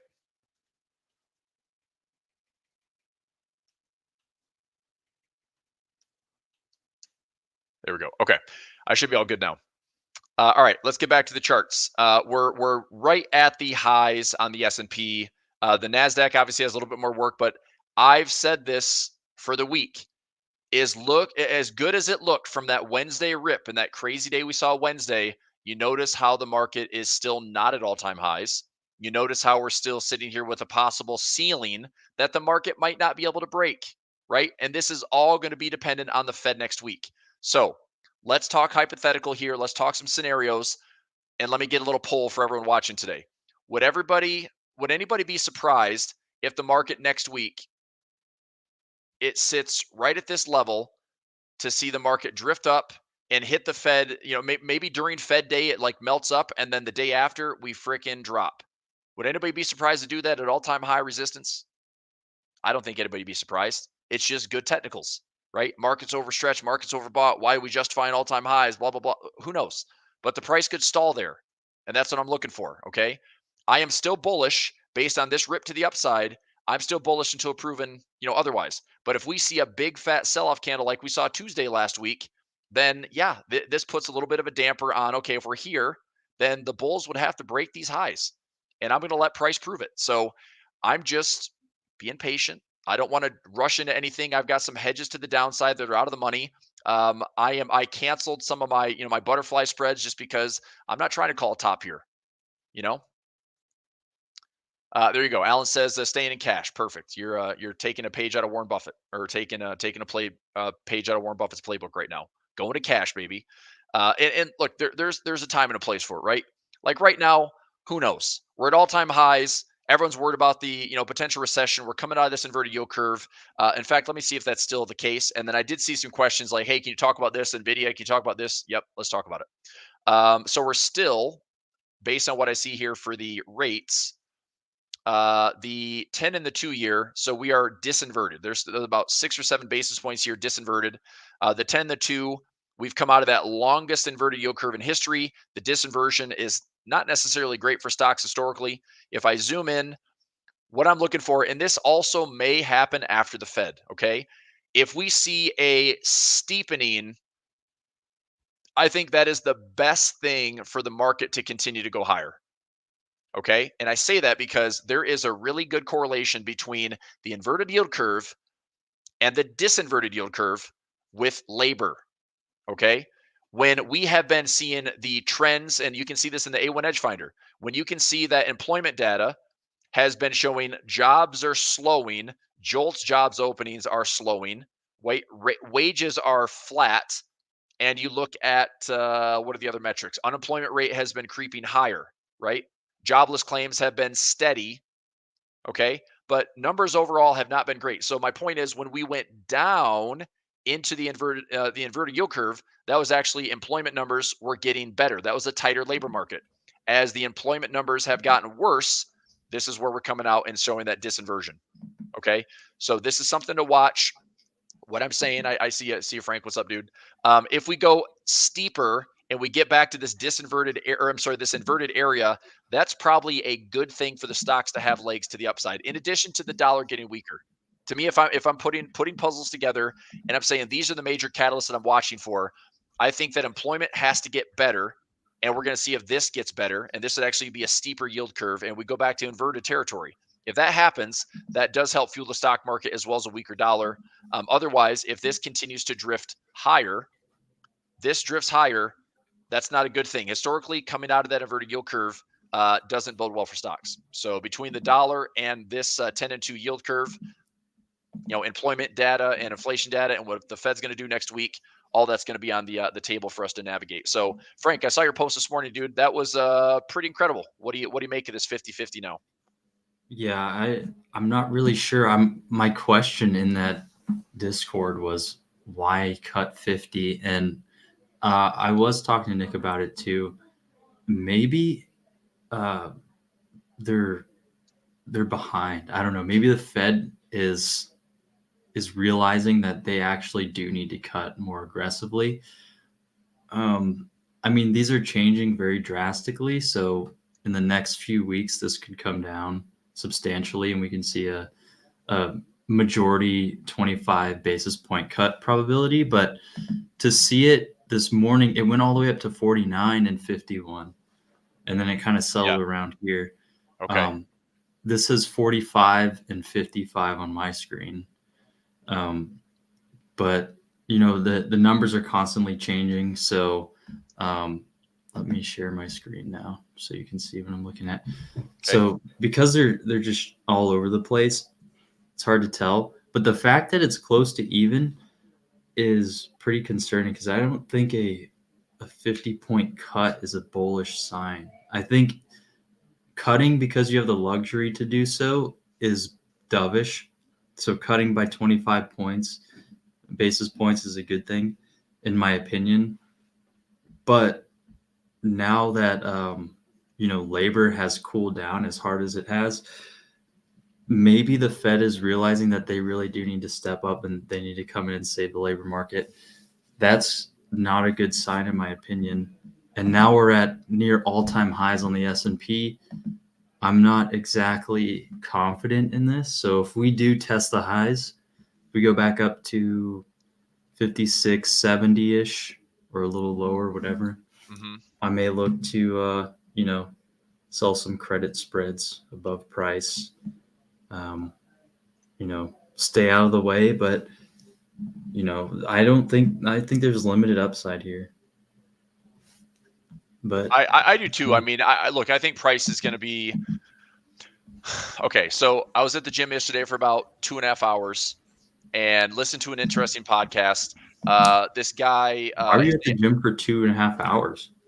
Because that's what I do, man. No, it's because I need to freaking de-stress every now and then. I need to cleanse, and it's if I just sit on my butt all day, it's like I could be a sedentary trader and just get be like the South Park guys when they're playing World of Warcraft and just sit there and have somebody bring a bedpan to me.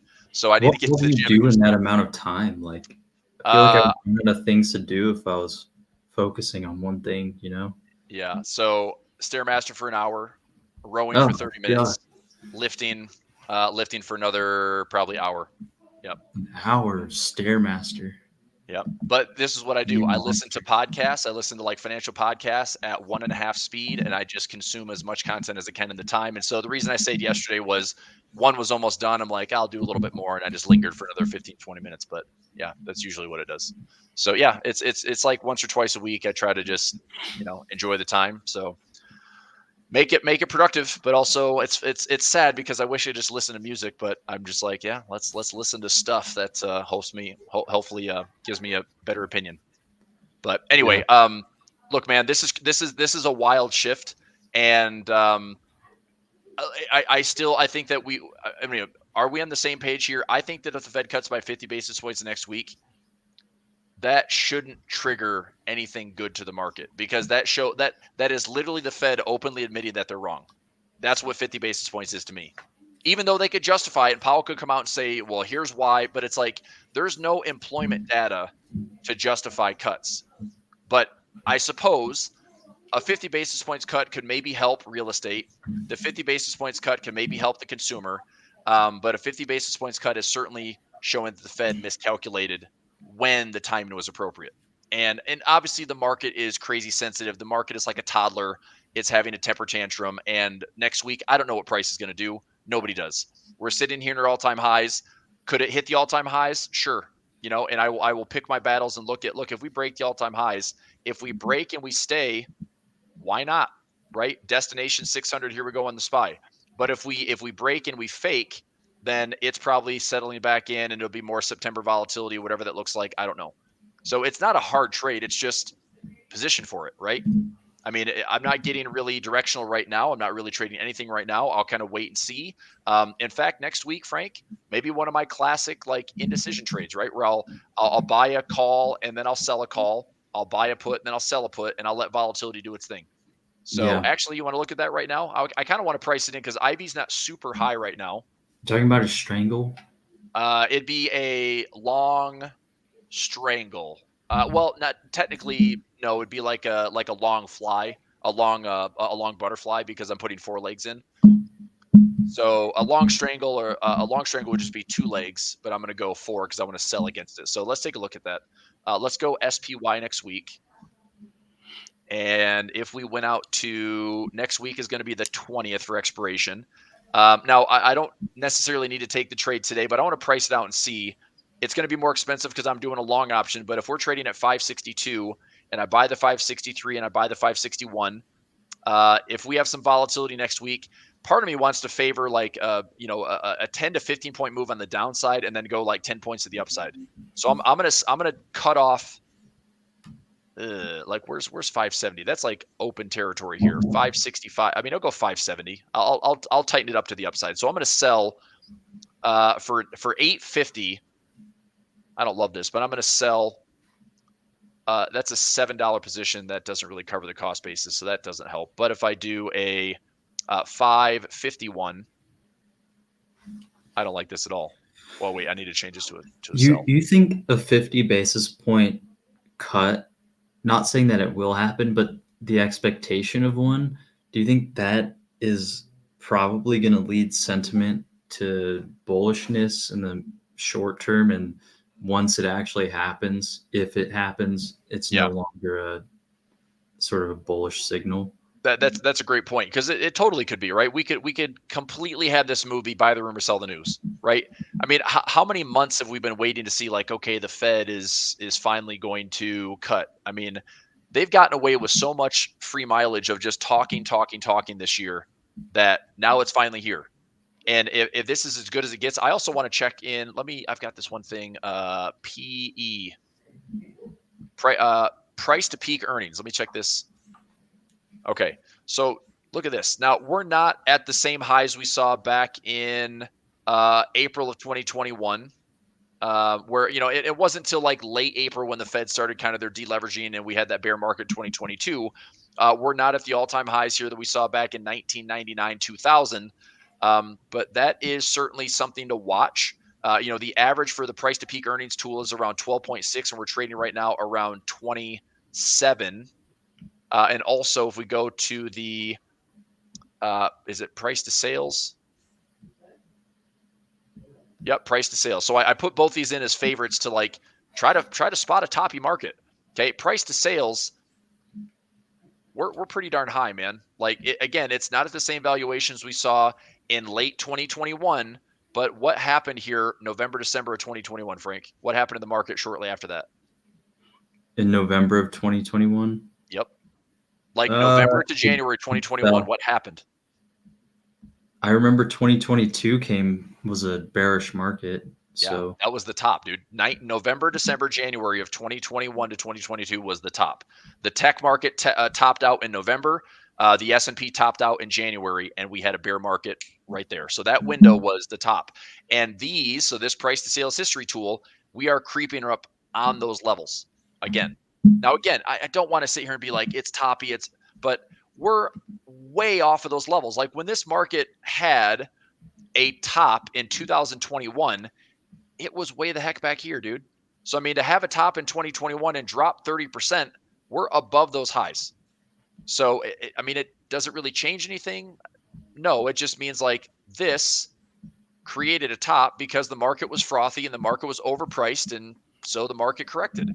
The same type of thing could happen where, do we, like, blow this top off here and then have a nasty trade later? Like, could that happen? I could see that happening, man. Like, this is why I can't commit to, like, I've got to be bearish. I can't. I think what I'm probably going to do, and just have to suck it up and do, is I'm going to have to put on hedges to just protect my butt if something stupid happens to the downside. But if this market wants to keep doing what it always does over all of the wars and inflations and ups and downs and the recessions and expansions and whatever we have, if this market just wants to keep finding ways to go higher, it's going to go higher. And I listened to an interesting tidbit yesterday that if you compare the stock market with the valuation of gold and gold spot prices, the stock market's actually returned very little net income over the years if you baseline it with gold. But if you take the stock market and you baseline it against the dollar that has been debasing, and weakening, that's how the stock market and these assets continue to go higher and higher and higher. So, in a way, it's just, I think it's very misleading, which I thought that's interesting. I can dive deeper into that, but anyway, look, we're at the all-time highs. We're pretty much there. The Nasdaq's not quite there. The Dow's not quite there, but they're right there at these all-time highs. And so, can the market justify more? And I think that if it's just the Fed, I don't know if it's enough to then spur the market higher, because what are we missing right now? We're missing a good employment window, because the employment data has been crap since like June and July, and now the market's starting to take notice, and the SOM rule's been in effect. But if we go into earnings season, we're not that far away from kicking into a new earnings season. Once we start October, we're going to have financials, we're going to have the Mag 7, we're going to have the broad market. We'll have October be a very active earnings month, and then it's back to the same thing. what's price to sales, what's the overall market, what's price to peak sales. And if things are still delivering, if Mag 7 still delivers, if Nvidia still delivers, if Apple still delivers, if the broad market has positive earnings, consensus is okay. The one thing that's been sucky has been forward guidance. Everyone's been like a little choppy on like forward guidance. You know, consumers cutting back, people have been pinched. So I don't think the Fed can do it all by itself. I don't think the Fed can just get there. I think they'll find a way to justify higher levels, but that doesn't make it bullish. I bought oil, by the way. I bought Occidental Petroleum. Oxy, okay, good. I think I bought some Oxy myself. Even though I look at the chart and I wish I didn't. No, I'm kidding. I know it's just been beat up. I know. Let me see here. I think I have some trades in it. Partly a trade, just because of Hurricane Francine. Yep. So I bought some Oxy. 500 shares. Sheesh. That's not what I wanted to do. 500 shares at $51. Bro, that is not what I wanted to do. What the fudge? 500, 400, 500. Somebody got to sign some shares. This guy. I had a 60 by 50. You freaking turd. So I got to sign on a 60 by 5750. Yeah. So, I mean, I have a long put. So what I can do right now, this is a good example of taking some shares. It's funny how, like, I didn't even notice that I had this because my buying power has been pretty high the whole time. I do have partial assignments on these other shares. This is a little silly. So let me go into this account. This might be something maintenance wise that I do offline, but basically what I'm going to do is I'm going to calculate my break even, and I have until October. So I suppose what I can do is let me put a chart alarm here at $60 because that's where I was assigned.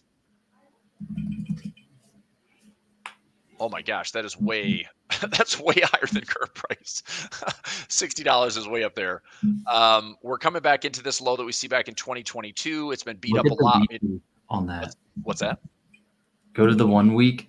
1 week. If you have your moving averages set, I got it on my screen. Okay. It bounced right off its 200-day or 200-week moving average. This is also like a common level. Well, this is a good structure area. I mean, go to that big candle in Feb 2022. Yeah, that area, if it holds, I think that's solid. But I would even open that box up more to that full candle. We could fall. I mean, we could fall into $43. And so I think the best thing for me to do, the best thing for me to do would be to have the long put hold and still have it be my hedge. I have until October 18th on this position.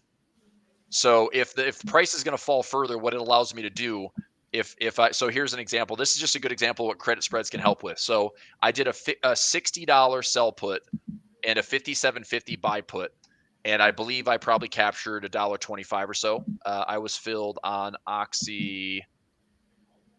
Sounds like I'm a drug person. Filled at $1.36. Okay, so I was filled for $1.36 credit. 1.36 credit. All right. So I was assigned at 60, but with the $1.36, that means that my assignment right now is going to be a break even of 58.64. That's my break even. Now I also have a 57.50 long put, and that's going to be my hedge. And that's still open right now.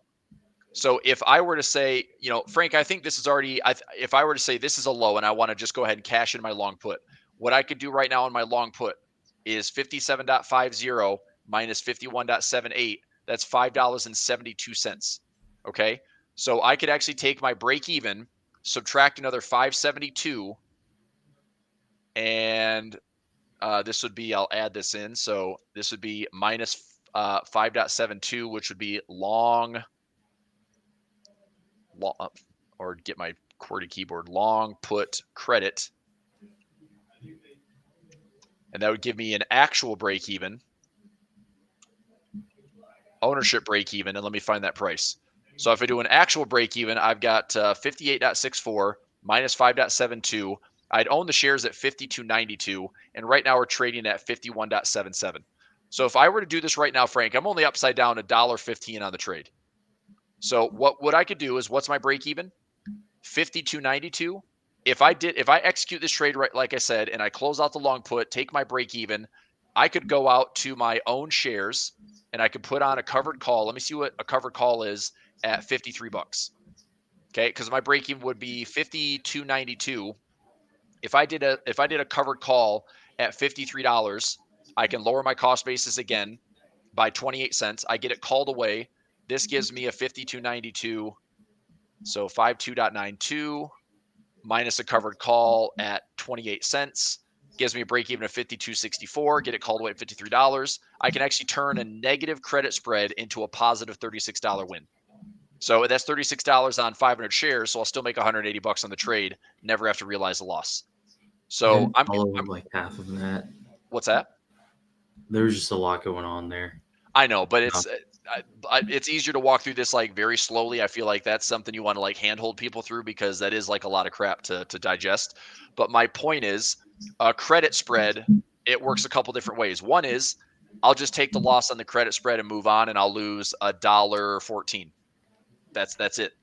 The other side of that trade is, if I'm willing to take the shares, I'm willing to own the shares, then I can turn it into a winner, because I can kind of like, in that case, it'd be like adding covered calls is kind of the wheel strategy I can use. So typically a wheel strategy is you do, short puts, and then price crosses that level and you get assigned, and then you just add covered calls and kind of wheel strategy your way out of the trade for profit. I look at it the same. It's kind of a modified wheel where I do it with credit spreads. So my credit spread is, my line in the sand is 60. So right here, this is my line in the sand at 60. Here's my 57.50, but this gets assigned, and then this serves as a hedge. So if Oxy continues to fall for whatever reason, okay, if it continues to fall, I can ride this thing all the way down to where I think technically, man, that's a pretty good price to own Oxy, if you ask me. Like 44, 43, if I own the shares there, I wouldn't just flip this thing for like, 30, 40 cents a share. I'd try to actually hold this thing and see if it wants to come back into this area and maybe get like $7 or $8 a share. And so I go from making, $180 to then flipping the shares for $4 or $5. Now all of a sudden, let's say I flip it for $5. Well, if I have 500 shares, $5 net credit at 500 shares, I make $2,500, and I never realize the loss on the credit spread. So anyway, that's jive talk, man, for just managing your options trades. That's all it is. I like Palantir today as well. I Has want to it pulled buy back more yet? of it, but Oh my it just gosh, keeps ripping higher. I know. Gosh darn it, man. I've been trying to get ratio spreads, and hang on, I don't think this stock is going to stop going up either. I mean, I want to see a pullback. I think somewhere in the 30s is fine, but yeah, I'm going to see. You just don't want to chase it. I'm not chasing it. I'm just going to set a put out, man. Let's go out. I'm going to go out 60 to 90 days. We've got earnings on the 7th. I'm going to see if I go out through the 15th. That's 63 days out. That'll incorporate earnings on the 7th. Let's see if Palantir at 30 bucks. I'll take assignment on Palantir, man. So I'm going to do it. They got added to the S&P earlier. I know, and I think it's today, actually. Today was the day. They announced it earlier this week. So all these funds got to buy this stock up. I think that's why. Yeah, there you go. The stock rose over 15% after joining the S&P. Increased price target from 30 to 50. Wow, 50. So I've seen like $44 on my analyst like discounted cash flow model. Hey, Kathy Wood's going to get a win there. The ARK fund sold. They already sold their. Okay, well that means it's going up then, because Kathy Wood's a terrible stock picker, or she has a terrible stock manager, because they close out at the freaking highs and then buy it. Or wait, they close out at the lows and they buy at the highs, pretty much. So anyway, she's good in a zero interest rate environment. Sure. Well, I mean, if you're uber disruptive tech, you'd always be good in the zero interest rate environment, because there's just cash for days. Okay, here's what I'm going to do on Palantir. I'm going to do a little staggered credit spread. $30 would mean a stock price drop from 35.58 to around. We'd have to drop about 15% on Palantir. What I'm going to do is now, if I add this to the alerts that I have with A1 Trading for my Discord, or for A1 Trading Discord in my trade alert section, this is going to be something I want to own the shares. Okay. So this isn't necessarily an income play. But here's a couple ways to do it. I could do well, here's one way to do it, Frank. I could do a 35 by 34 and collect 45 cents and go a little bit heavy on the contract size and be willing to take the shares if price goes down, right? Because my goal is there's a couple ways I think about this. Can I own Palantir at $30? Okay, and so let me walk through a couple of trades. If I did this right here, okay, and I do a 35 by 34, and I, let's say, do like 3 contracts. Well, I can get 44 cents times 300. I can make a little play there where I'd make about $130 profit. Okay, if price goes up, I make $130 profit. Price goes down, I can use that long put to be my hedge. I can take ownership of the stock and then own it and hopefully add covered calls and kind of wheel my way through it and turn this into a stock that I want to own, lower the cost basis, and then hold it to like a $45 or $50 price target. So there's more upside there. There's that way, which is very cost effective. If I take the shares, then I will take the shares. But let me think about another way. If I just did puts, if I did a 31, 30, and 32. So if Palantir goes up, okay, then I have an income play of $390, and my buying power reduction is about 4K.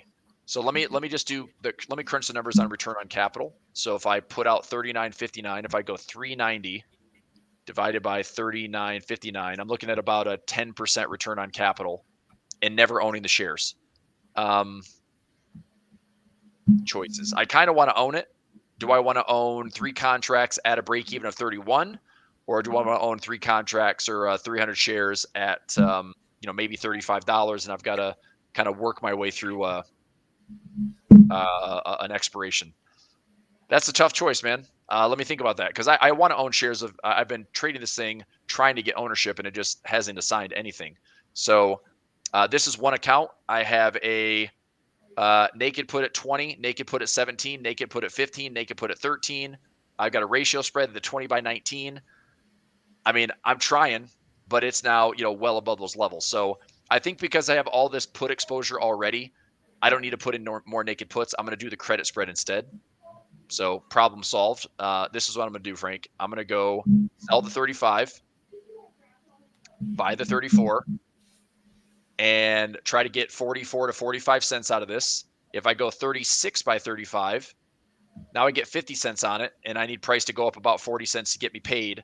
Any downside would be me taking ownership. So here's what I'm going to do. I'm going to try to get 50 cents. Let me do 2 contracts.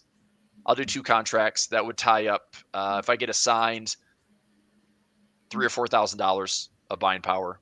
If I get assigned $3,000 on a cash account, I'll do double that on a margin account. So I'm going to do 2 contracts here, try to get 50 cents profit. Let's take a look at the chart. I'd like to see a pullback. I just don't know if I'm going to get a pullback that gets me anything that I'm interested in. So we pull back into 30s. I'll probably just take the profit and then work my way through it.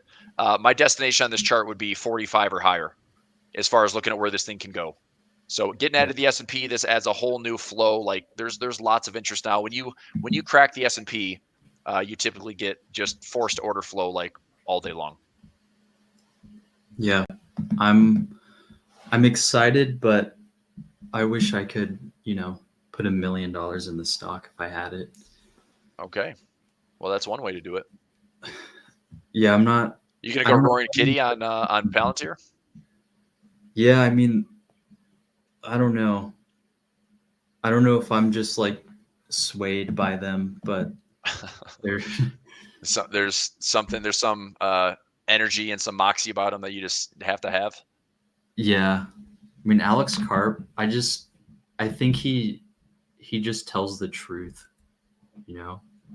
like he just sounds like he's very trustworthy. Like he'll tell you if things are bad too. Like, I don't know. But I've been following the stock since like 2019 or 2020, and I've owned it. How long have you participated in Palantir? I've owned Palantir since like 2020 or 21. Okay. And at that point, it was in like the $20 range, and then it went down to $7. Yep.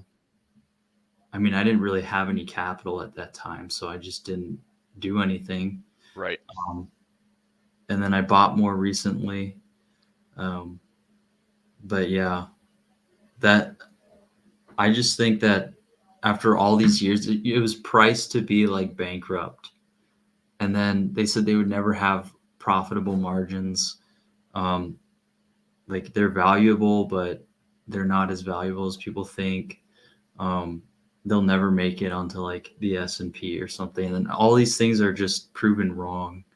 Right. And it took a while, but I'm just thinking this is kind of the AIP stock. This is going to be the one. All right. Well, I just put in a trade, I thought, but I'm not seeing it anywhere. That's strange. What is this working order? Ah, there it is. Okay, so working for 50 cents, not filled. All right, let me see if I can get filled at 49 cents. So 49 cents, November 15th. So I'm doing this trade with the intention of owning the shares. So if I put this in the alert section, I do intend to own Palantir. So my trade would be, if I sell the 36, buy the 35, and price goes down, I'm going to use that long put to manage it for profit, and I'm going to lower my cost basis, and I'm going to kind of wheel my way through it to lower my cost basis. So overall, 36 would be the assignment, 35 would be what lets me hedge it, and then I'll add covered calls to lower my cost basis more and hopefully have more upside. So I'm doing this trade with the intention of owning it. So if anybody's following my trade out there with Palantir, I am going to repair a bad credit spread, right? So I do want to own the shares. I'm going to try to take this trade for 49 cents. So let me edit this one here. Let's go replace. Let's go 49 cents. Filled at 49 cents. All right. So I'm going in for, everyone's going to get a piece of Palantir. 9732, good. Okay, and 111. I had a feeling that was going to be on the edge. The mid's 51, man. Come on. 48. Filled at 48. Okay, and then 9151. All right, and then I'm gonna. So my margin accounts are gonna get 200 shares. My cash accounts, I'm gonna go 100 shares. So I'll take the same trade. So similar, and then a IRA account will just get one contract because I still want to own the shares. So one contract there, and one contract here, and one contract here. Boom shakalaka. Okay, so that trade is in. Let me throw that in. Frank, what do you want to chat about? Let me get this updated in my my section here. This is going to be a stock options trade, adding Palantir. I'm good for now. I've said too all much? I wanted to say today. Okay. Tell me more about tell me more about the guy you respect at Palantir. You seem to have a lot of good things to say about him. Oh, Alex Karp. I mean, he's a crazy guy, but I feel like he's trustworthy. And I understood why it wasn't at $30 before. So I didn't necessarily want to buy it.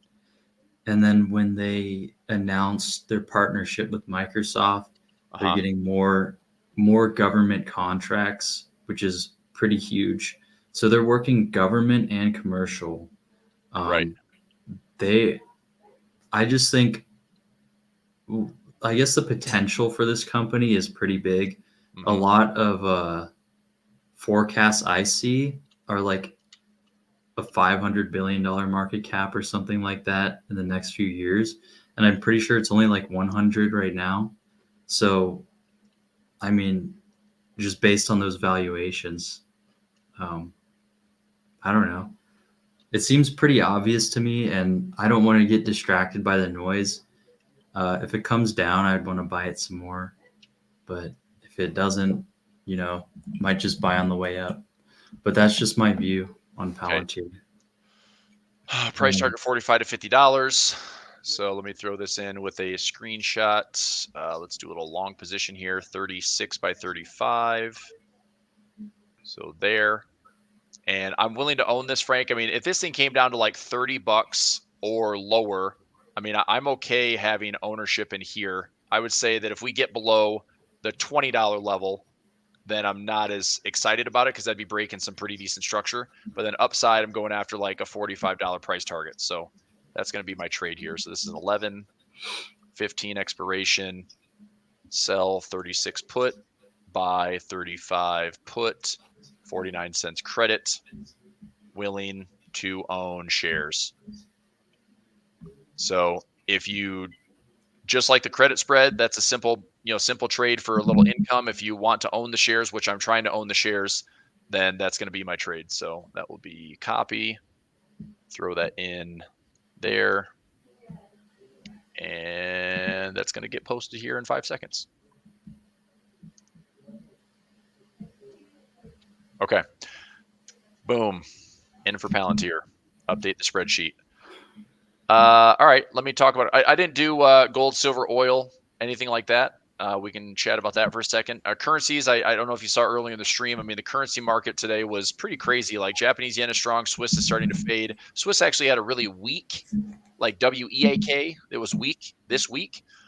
And that's good, but we're getting a little bit of a risk, kind of risk off tone today in currencies. UJ. That is. Yeah. It's been dropping back to those lows, right? This is like one of the major indicators, I think, for sentiment. Seeing this continue to unwind. Agree. Broke support. If it closes below at this time, that's going to look really bad. I think this week might just be green. Like today might end green. But as far as upside goes, I don't see much of a move past the all-time highs, if that's where it wants to go. So I think, selling calls or doing what you were talking about, a strangle. Yep. Just somewhere above price, above all-time highs, I would stay out of the way, but collect premium. I just don't know about this. Nothing about this looks good. So the dollar yen, I'll just say this. It's obviously, it's flowing a little bit lower. It's taken out this previous August 5th bottom. I am noticing a fair amount of divergence, though. I mean, you see the MACD histogram. You've got the crossover here. You got RSI that's showing bullish divergence. I mean, there are a lot of technical indicators that would show that this stretch is getting a little bit overdone. But it's also that potential interest of like, you've got one central bank, the BOJ, that is, here at 25 basis points and looking to raise. And then you've got every other central bank that's been cutting. And there's going to be more next week. Like if the Fed cuts, 25 or 50, that still brings them down. Bank of England next week. The Swiss is the final week of the month. ECB cut 60 basis points this week. RBA did the RBA cut recently? RBNZ, I think, cut. It's like all these central banks have been cutting. So, let's go cbrates.com. So we have Australia that is still holding at 4.35. Their expectations are going to cut by the end of the year at least 25 basis points. Canada has cut from, I believe, 5% down to 4.25. Eurozone cut 60 basis points. Japan around 0.25, but looking to possibly raise through the next. Who knows? There's no timeline on what Bank of Japan is going to do. It's just try not to get burned by the Japanese yen.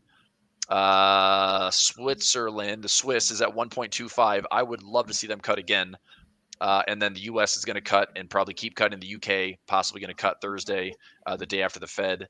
So, yeah, I mean, it's an interesting like central bank divergence between monetary policy of what one bank's doing to the other. So I was a little shocked. Like even the futures market, man. This futures market is still like just staying up these elevated levels. This has been since 8:30 this morning. This is micro NASDAQ. It's up higher by roughly, 81 points. And we're looking at the dollar yen falling. The DXY is still in what I think is a pretty sensitive zone. So I don't know. This is something I'm going to pay close attention to next week. Yeah, So, I anywho, think so too. all right, But Palantir, I'm not excited about where the market is heading. you're And not excited about it? not really. If it keeps moving higher, it doesn't make me feel better about its being bullish and whatnot. Yeah. Look, dude, if it goes higher and your immediate thought is I want to sell it, think about how well that's worked for 80 plus years. Probably not that great. Like look, the market can melt up and it will make absolutely no sense. And it's clearly not a reflection of the real economy. We saw it in 2020, right? We had, I mean, the COVID crash and the push through 2021 and 2022, it lasted, or I should say the push through 2020 and 2021, it lasted and went way further than people expected. The stretch we've had since 2009 went way further than people expected. We literally, in a 2009 bottom to 2020's flash crash or COVID crash, the only indecision we had was in 2016. Other than that, you essentially had like this uninterrupted bull market for a decade plus. And the expansion cycles last way longer than the downside. And also, I mean, again, like the market can wrap its head around a lot of stuff. I mean, we've had Mag 7 carries through 2022's Q4 into 2023 all year. AI has carried that torch to now broadening out into other things. Look, if tech, which is majority of what the US market is, if tech is going to yield more productivity, higher margins, look, I think the recession is out there, but the data from what we had in 2007, 2008, that was a great financial crisis because every sector, every facet of the economy was hit at the same time. Okay. I think what's weird is post COVID, everything's been in a different phased recession. Like COVID was services recession. And then we get out and we, normalize and things go, people go back to work and people are back in office or people back in real life and services come back and then manufacturing slows down. And then it's all about tech. It's like it hasn't been all crap at the same time. And so I think it's fair to argue like we've had a recession since 2020, but it hasn't been all at once where it like sticks. So it's weird. Like we had this rolling recession of like one sectors get affected by it, and then it recovers while another sector get affected. Like not everything is happening at the same time. So I don't know. I'm in a case where I can't be just like decisive one side or the other. I would say that I would err on the cautious just because the market likes to do it. And just because it can move up irrationally, and just because the pain trade is more upside, right? As uncomfortable as you are right now, Frank, for the market to go higher, that's exactly why it can go higher, because you think it shouldn't. And you're in the same camp as a lot of other smart people that are like, there's no way this makes any sense. But that's when the market causes the most pain. So I think, like I said, I'm gonna take it on the chin, and I'm going to pay for hedges to the downside. And I don't want to, but in the event that we have another August 5th or an August, that type of move, like I don't want to be exposed to something like that. So I'm willing to pay for that crap. But at the same time, if we have more of a melt up, bring it on, dude. Like my portfolio will be freaking great. If we have a melt up towards 6,000, the S&P and the Dow's at all-time highs, the Russell hits all-time highs, I will not complain.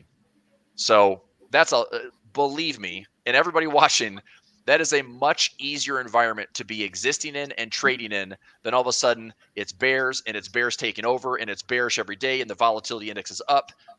You know how wide credit spreads get?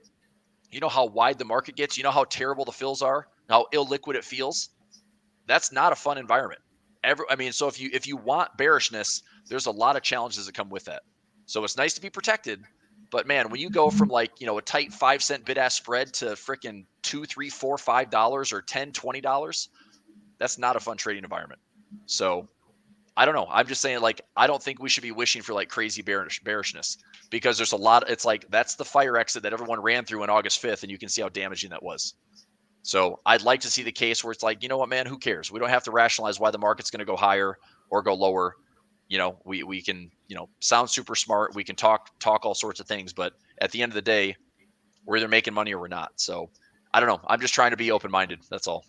I can see a case either way, because market can certainly stay irrational, and I don't want to fight it. You lose way too much money trying to be, I'm going to be bearish.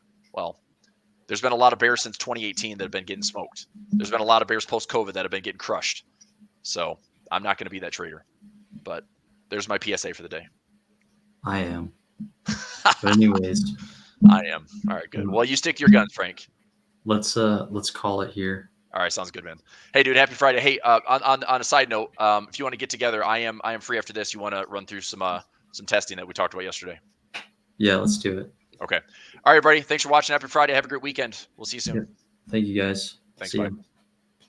Thanks for tuning in to today's A1 Trading Show. Make sure to subscribe and to turn on post notifications so you don't miss the next one. Also, we're looking for more guests to come on the show. If you're comfortable being on camera, have trading experience, and you're looking to grow your audience exposure, we'd love to have you on. In the live stream chat and description below, we'll drop a link to apply to be a live stream guest and join in on the conversation. We hope to have you on soon. That's all for today. Trade safe, and we'll see you next time.